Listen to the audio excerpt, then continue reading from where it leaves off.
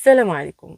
المشهد الأخير من المسرحية الجزائرية البوليسارية كان بعنوان خروج مسيرات من المناطق المحتلة. العنوان بوحدو كافي باش تفهموا الكوميديا. قالوا في الصفحات الجزائرية وفي الإعلام الجزائري خرجات مسيرات من العيون المحتلة، ولكن العيون كانت ساكتة هادئة كتستعد للاحتفال بالمسيرة الخضراء، وكانت كتشوف من بعيد التمثيلية الجزائرية البوليسارية اللي خرج فعلا خرج من تندوف. مشهد كاريكاتوري كيبين أن المناطق المحتلة بالنسبة لهم هي أي بقعة على الأرض فيها رمل. أما بالنسبة للمشاركين فهنا كيبان الغموض الجزائري المعتاد. الجزائر معروفة بمواهبها في التمثيل السياسي، حتى الإكسترا جابتهم من المدن ديالها.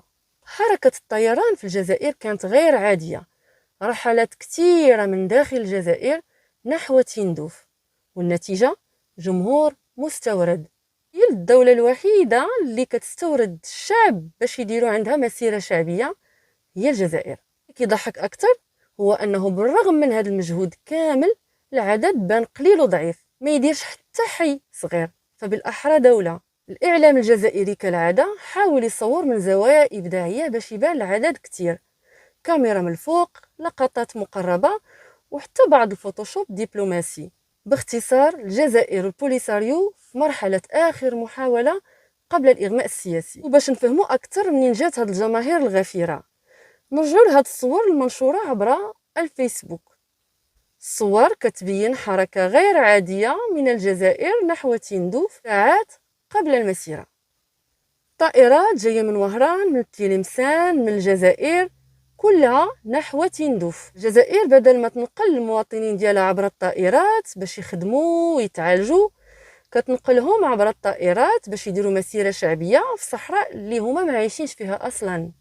وهكا بان الوجه الحقيقي ديال المسيرات التي أظهرها الإعلام الجزائري عبر قنواته وعبر صفحاته الفيسبوكية.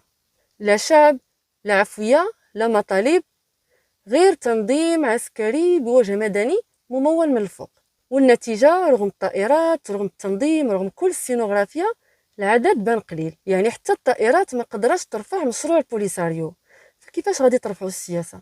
ما كاش شعب، ما كاش دعم حقيقي، غير مسرحية كبيرة بالطائرات ووجوه مستعارة. كاين اللي في البوليساريو الآن فهم بأن الجزائر غادي تقدمهم كبش فداء لترامب. هادشي لمح ليه عبد المجيد تبون رئيس الجزائري. هل الأمر ينسحب أيضا على الصحراويين؟ قضية الصحراء الغربية؟ قضية الصحراء الغربية قضية بين يدي الأمم المتحدة، والكلمة الأولى والأخيرة ليست للجزائر. الكلمة الأولى والأخيرة للشعب الصحراوي. بغى ينضم للمملكة خلوه يصوت وينضم للمغرب، الله يسهل عليه. ينضم لموريتانيا الله باش يكونوا جزائريين، ما يكونوش جزائريين. احنا قلناها ونقولها صراحة. شوفوا هاد السيدة اللي هي من جبهة البوليساريو كيفاش علقات على الكلام ديال عبد المجيد تبون في واحد اللايف. شوفوا معايا المقطع. احنا مواليد، اسمعنا، احنا مواليد تبارك الله 88 82 الثمانينات، ما نعرف واش ينقال المغرب. نعرف عني من تندوف وخلاقه في تندوف، عندي بطاقه وجواز سفر جزائري، غير ما ندورهم ندور نعود عندي بطاقه وجواز سفري لجمهوريه تندوف لانها ارضي انا ولي. سمعتوا؟ جمهورية تندوف، جمهورية تندوف. بوليساريو يعتبرون تندوف وطنا لهم. ولدت فيها وخلقت وكبرت فيها، لا اعرف شيئا اخر. وسمحي لي، الجزائري يقدر يدخل عندك؟ اها، خاصو يجيب معاه ذاك الترخيطه دي سي باسي. صريح. هي راهي ما يستداح مداح الا جاي يدخلها، هي ما يضربوه يدخلها لا خارط الدفه وداخل ابدا. راهو قوانين هناك. عندكم ارض، عندكم شعب، عندكم رئيس، عندكم وزراء، يعني انتم دوله. عندنا كل شيء، مزلنا نحالوا لا مستشفيات ومدارس. عندنا اقل من هذا. شوف، عندك قاعده عسكريه، والدوله اللي اعطتك الارض معدله عندك قنصليه، هذا اعتراف كبير على ان تلك الاراضي ارضي. ويدور يمرقني ضريك يقول لهم تشبون، انا اللي وغد لي في راسي يقول لهم تشبون، الدور تعودوا مغاربه عودوا، الدور تعودوا موريتانيين غير ما تعودوا جزائريين. وهذا الجواز السفر اللي عندي انا نمشي لموريتانيا ونجيبيه، هذا من عطاه لي راجل خالتي. الجزائر اليوم عايشه ازمه كبيره مع البوليساريو. البوليساريو اللي كانت مصدر فخر ديالهم يدافعوا عليه اعلاميا، ولات حجر فوق رجل الجزائر. البوليساريو ولات عبء أكثر من كونها أداة.